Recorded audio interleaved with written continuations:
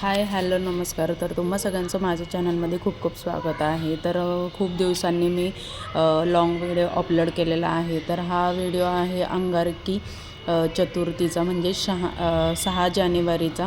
त्या दिवशी ना अंगारिका चतुर्थी. तर आता मी त्या दिवशी ना उंबरठ्यावरती हळदीचं लेपन वगैरे केलं होतं आणि ही रांगोळीसुद्धा काढली होती. अशा प्रकारे मी आता रोज रांगोळी काढतेच. पण ही रांगोळी कशी काढली आहे याचा मी शॉर्ट व्हिडिओ तुम्हाला नंतरच दाखवणार आहे. रांगोळी कशी काढलेली आहे तर तो नक्की बघा तुम्ही. आणि तांब्याचा कलश तर मी आत्ता सध्या तर ठेवायला सुरुवात केलेलीच आहे. त्यानंतर मग मी देवपूजा वगैरे केली.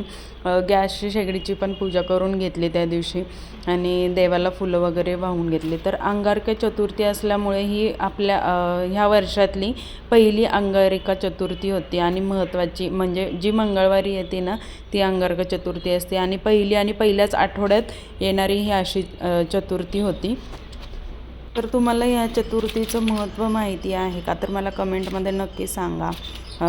आणि जे काही कर्ज अडथळे किंवा समस्या असतात ना, ही जी अंगारकी चतुर्थी आहे ना ही विशेष मानली जाते. म्हणजे हे सगळ्या आपल्या अडचणी वगैरे दूर केले जातात. म्हणून अंगारकी चतुर्थीचा आपल्याला म्हणजे आपण उपवास वगैरे करायचा त्या दिवशी.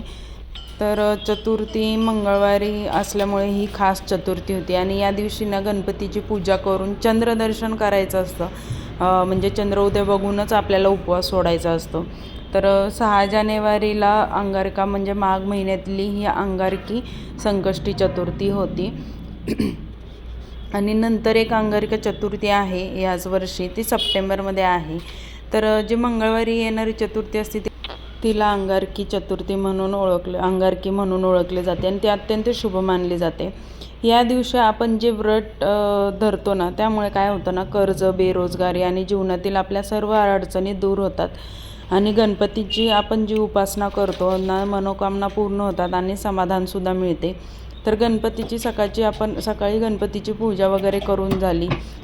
मी हार वगैरे घालून घेतले, दिवा वगैरे लावून घेतला आणि आरती वगैरेसुद्धा करून घेतली गणपतीची. आणि नंतर सगळ्या देवांनासुद्धा आरती वगैरे दिली. आणि या दिवशी ना उपवास धरायचा असतो. खिचडी वगैरे खाऊन तुम्हीसुद्धा उपवास धरू शकता आणि फळे, दूध काहीसुद्धा घेऊ शकता.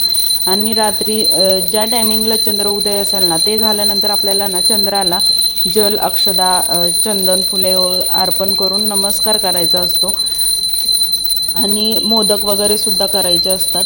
तर मी दर संकष्टी चतुर्थीला मोदक वगैरे करते, अंगारकीला पण करते. उकडीचे मोदक करत असते शक्यतो, पण मी आज ना गव्हाच्या पिठाचे मोदक आणि ते म्हणजे तळणीचे मोदक केले होते. तर तुम्हाला आता पुढे दाखवतेच केलेले मोदक. म्हणजे त्याचा काही व्हिडिओ मी रेसिपी वगैरे शेअर केलेली नाही आहे, पण तुम्हाला रेसिपी जर का हवी असेल तर मला कमेंटमध्ये नक्की सांगा. तर अशी मी अंगारकी चतुर्थीची पूजा वगैरे केलेली आहे. उंबरठ्यावरती हळदीचं लेपन वगैरे केलं आहे. स्वामींनासुद्धा चाफ्याची फुलं मी अर्पण केलेली आहेत. त्या दिवशी मला चाफ्याची फुलंसुद्धा भेटली. आणि उपवास होता म्हणून साबुदाण्याचे वडेसुद्धा मी बनवले होते आणि ते सुद्धा देवाला मी सकाळी अर्पण केले, देवाला दाखवले होते. आणि ते झाल्यानंतर संध्याकाळी नैवेद्यासाठी ना वरण भात, कढी, पनीरची भाजी, पुरी, चपाती आणि सॅलड होतं आणि तळणीचे मोदक बनवले होते, ते पण गव्हाच्या पिठेचे. रेसिपी हवी असल्यास मला कमेंटमध्ये नक्की सांगा. तर असा होता अंगारकी चतुर्थीचा व्हिडिओ. तर तुम्हाला कसा वाटला हे मला कमेंटमध्ये नक्की सांगा. आवडला असेल तर चॅनलला लाईक आणि शेअर करायला विसरू नका. आणि पुन्हा भेटूया अशाच एका नवीन व्हिडिओमध्ये.